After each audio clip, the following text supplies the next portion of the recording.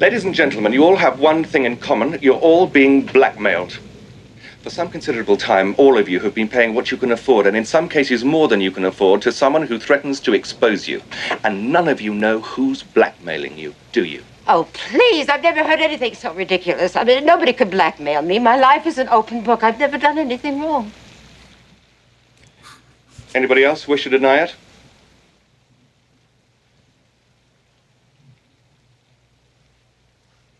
Very well. As everyone here is in the same boat, there's no harm in my revealing some details, and my instructions are to do so. Thank you, Yvette.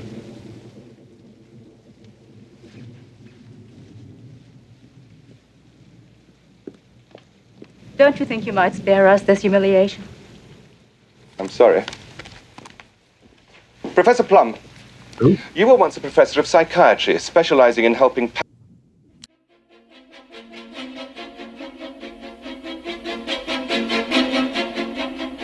Hello, everybody, and welcome back to Clue the Movie Podcast, where we break down the 1985 cult classic movie Clue 1 minute at a time. Joined as always, Jeff Smith is here with me. I am Brad Gilmore. Jeff Smith, we're 20 minutes in. First impressions of minute 20 of Clue the Movie. Well, now we're getting down to it, as you've been promising for 20 episodes minutes. and episodes. Now we're getting to the meat. This is why you're all here. And since we're all in the same boat, I can reveal it all in front of everybody. And his instructions are to do so. From his instructions from who? Mr. Body's dad. I think we established a couple episodes ago. Did you enjoy the best part so far of this minute, of minute 20, was Mrs. Peacock? Yes. I've never done anything wrong in my life. And takes this big nervous drag. Yeah. Very believable. Now, I believe the kids call that a little sus. It was a little sus. I am not well versed in movie making. Okay. You've made a movie, a couple of them. Sure. Right? Been involved. Not involve any smoking, but yes. But that's what I was going to ask. Is the smoking real? Is that real smoking? Probably in 84 or 85 when they shot this. I'm sure it probably was, because it wasn't that big a deal at the time. But I remember listening to the commentary track on War of the Roses, which is a really great movie that Danny DeVito directed. And that he's in, and Michael Douglas is in, and Kathleen Turner, the stars of Romancing the Stone. Yeah. But it is not a Romancing the Stone movie. It just happens to have the same stars because they like each other. And Danny DeVito's character smokes in the movie, but he had quit smoking in real life years before. So they would make these cigarettes with some kind of lettuce in it. And that's it wasn't nicotine. It was just some kind of lettuce that would burn. So that way he got to smoke, but it wasn't nicotine. That's interesting. I'm guessing in the 80s that it was probably more common to just puff away. So they probably smoked a lot of cigarettes. Was War of the Roses in the 90s? Was that a 90s movie? It's late 80s. Late 80s. I want to say 89, maybe. Okay. Interesting. Yeah. Interesting. I didn't even know that they did another movie together. This is all news to me. I've never heard of War of the Roses. Not anything like Romance of the Stone. It's about a married couple getting divorced, and it's a really, really funny black comedy. Okay. Where they're just absolutely cruel to each other. Sean Astin is in it. He plays one of their kids. Post Goonies, pre Lord of the Rings, Sean Astin. And who else is in it that's of note? That's pretty much it. But it's very funny. War of the Roses. Were they all three in Jewel of the Nile? The Nile? Yeah. They were all three in it, right? We got the cast back. It just wasn't Robert Zemeckis. Yeah. And it kind of showed. And Jewel of the Nile came out the same year as Clue and destroyed it. Like, Jewel of the Nile was a big hit. Was it really? Yeah. It was well. I'm sure not as big as Romancing the Stone, but it did well. I remember not liking it. It's not as good. It's fine. Is it? Okay, I need to give it another watch then. Yeah, I mean, I haven't watched a long time. The thing I remember the most of it is that Billy Ocean had a song for the end credits called "The Going Gets Tough, the Tough Get Going," and it was during the time of the '80s where the stars would be in the music videos, and they would be kind of dancing around with the singer and lip syncing to it. So you had Michael Douglas and Kathleen Turner and Danny DeVito, dancing around while Billy Ocean sings this upbeat song. It's delightful. Who thought of that? If anything good comes from Jewel of the Nile, it's "The Going Gets Tough, the Tough Get Going" music video. It reminds me of the Doc Brown in Back in Time, or Power of Love. Power of Love. Going video. to the concert. Yeah. And he's in character. Yeah. Well, which they did the exact same thing with Arnold Schwarzenegger in the Guns N' Roses video. Oh, yeah. For Terminator 2. He goes to the concert. He wants to kill Axl Rose. Well, and then at the end it says he will not terminate because it's a waste of ammo or something. Yeah. Well, hilarious. He wasn't the first person who probably wanted to kill Axl Rose. I think he's made a few enemies along his way. Wow. Hell of a singer. Hell of a front man. I think Time has been the biggest enemy to Axl Rose. Yeah. And I was a big Guns N' Roses fan back in the day. Who's your top like 4 or 5 rock bands? Yeah. Aerosmith is number 1. Love Steven Tyler. Yeah, Aerosmith is number 1. I mean, I know this is going to be a shock, but I'm one of those people that likes the Beatles. Oh, wow. I know that's really out there. Controversial take. To say the Beatles. I like, my music taste stops around, I don't know any song that came out pretty much after 2003, maybe. That's where I just felt like I caught the limit. So I'll still listen to Weezer, AC/DC. I love Guns N' Roses still. Metallica. I was a rock guy. Yeah, I had Brian Johnson on the show. We talked about it, I think, a few weeks ago that he dropped out, but we got him back. And I did a lot of AC/DC listening, and I promise we're about to get right back to Clue, but I just want to say this. I did a lot of AC/DC listening, and I came to the conclusion that I believe Shook Me All Night Long might be the greatest rock song ever.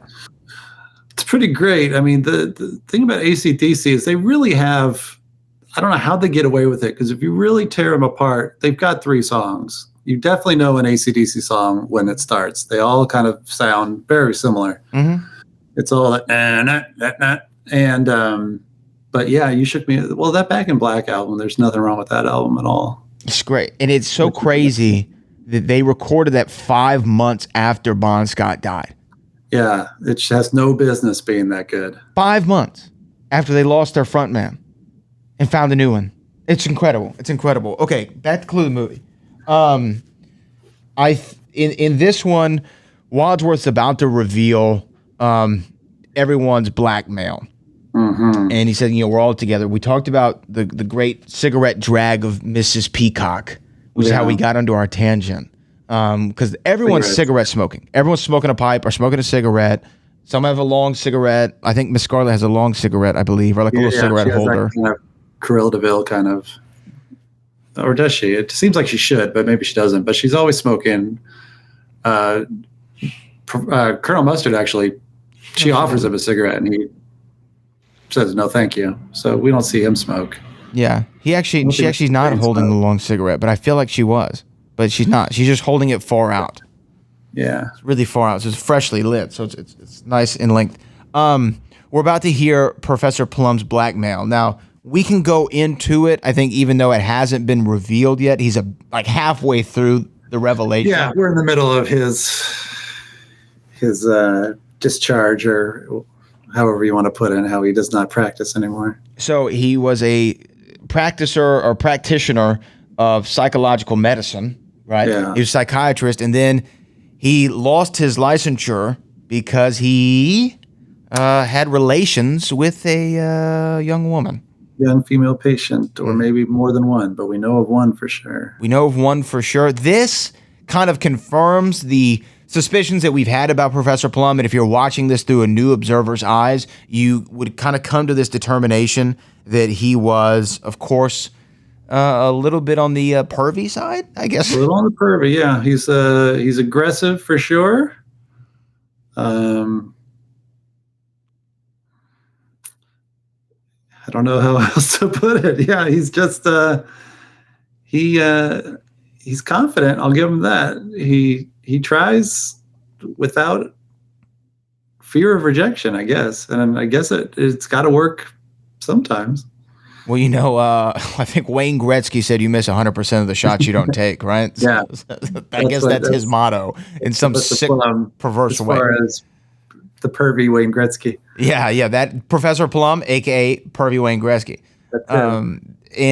So obviously a doctor having relations with a patient, that is something that we actually call attention to a lot in this day and age in 2022 is kind of like the power dynamic at play there. And you can see why someone like that would not want, especially if they work at the UN, they would not want that information out, because I would imagine that'd be an automatic, because the thing that it shows more than anything, other than it being weird, creepy, and pervy, is that he's highly unethical.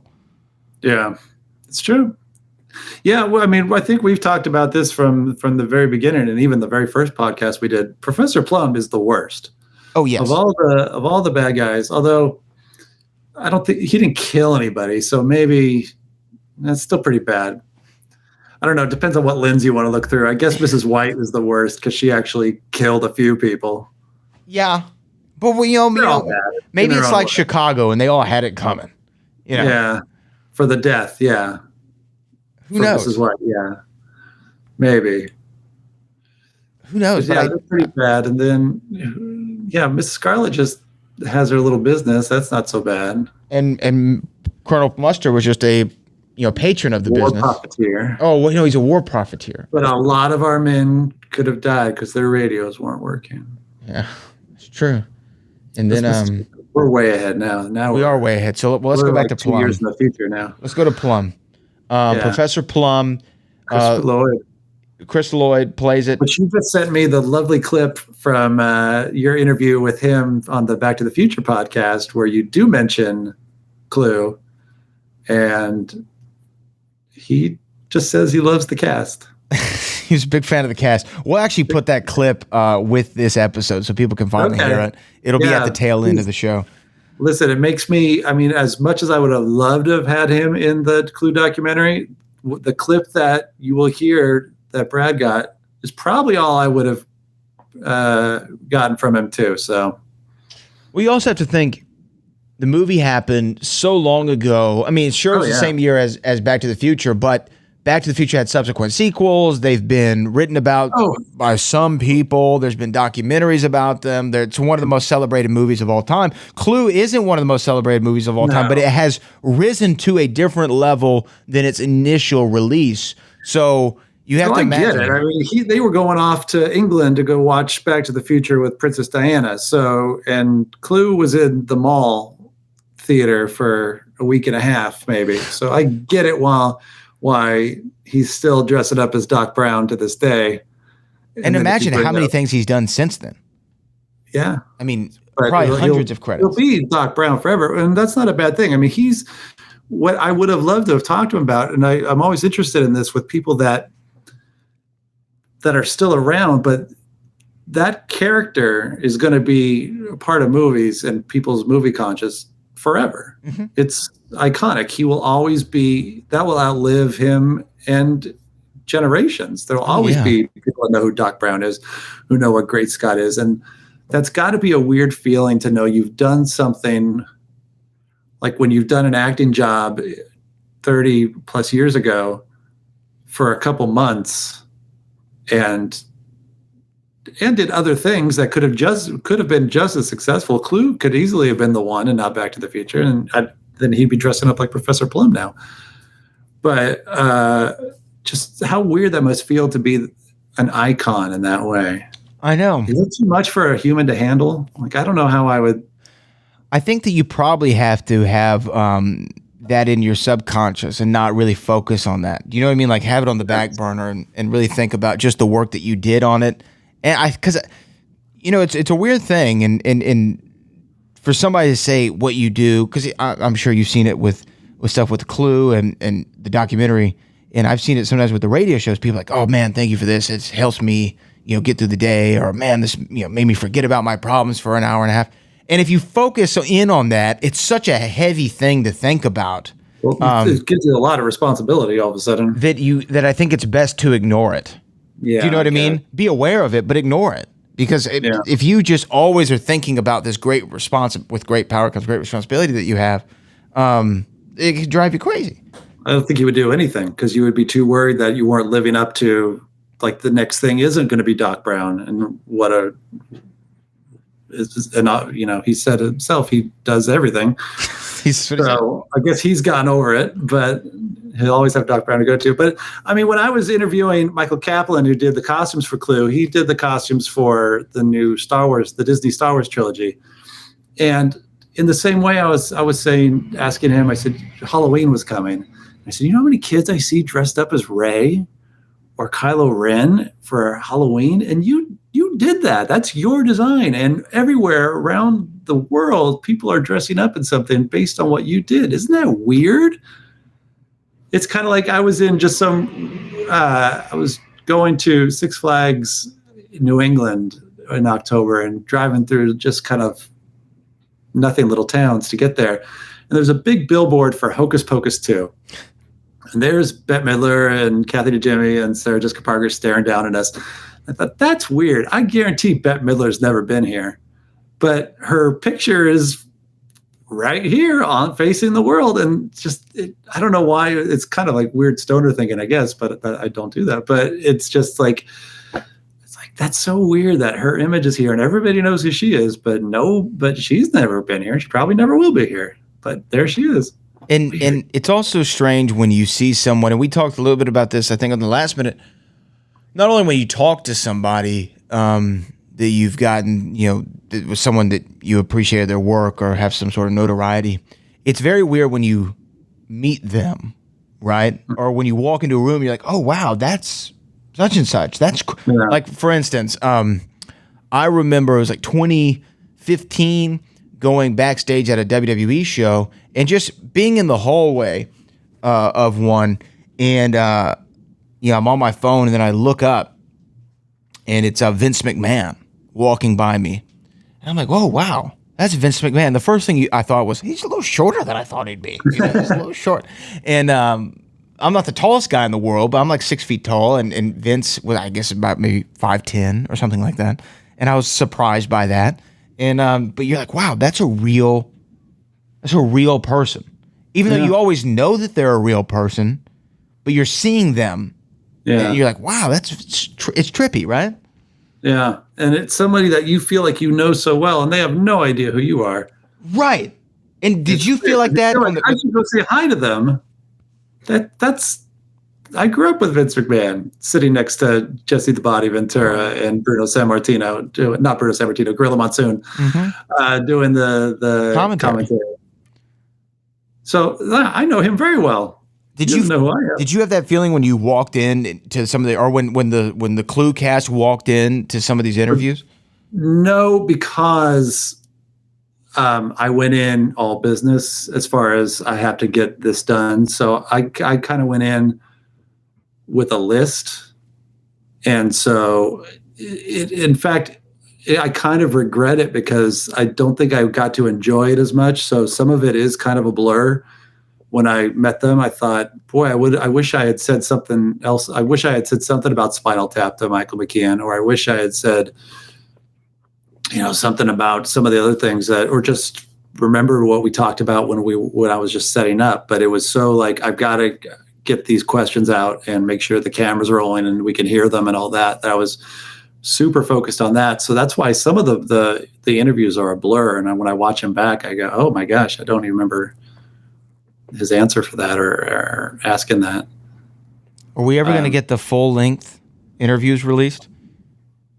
Oh, I don't know. I could probably start putting some bits out online once it all comes out. I don't mind that. That'd be interesting. There are other things that they talked about that they talk a lot about playing pool. There's a lot of pool playing in that billiard room. Any Any on-set romances in the billiard room? Is that what we're referring to? I don't think so. They all got along, but I don't think they got along in that way. Okay, interesting. If it was up to Lee Ving, I think he and Leslie Ann Warren would have snuck off, but I don't think Leslie Ann Warren was too impressed with Lee Ving. Well, you know what? He was just leaving. Leaving? I get it. It's a pun. Well, Jeff Smith, look, in minute 20, we find out sort of about Professor Plum. We're going to find out really about the rest of our disciples. And then you know what? Once we hear all their blackmail, let's really figure out who, in order, like who is the worst to the least worst. Okay.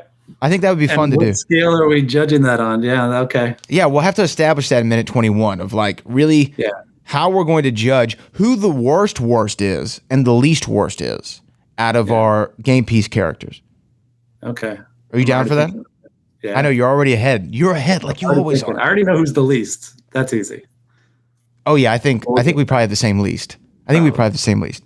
And maybe the same most, but we'll find out in minute 21. Any final thoughts on minute 20? We did cut off in the middle of a good play on words in Professor Plum's description, but that's okay. We'll talk about it in the next one. We'll do it in minute 21. Well, ClueDoc.com, thebobradgilmore.com. This is minute 20, Clue the Movie Podcast, and we'll be back with minute 21. See you then.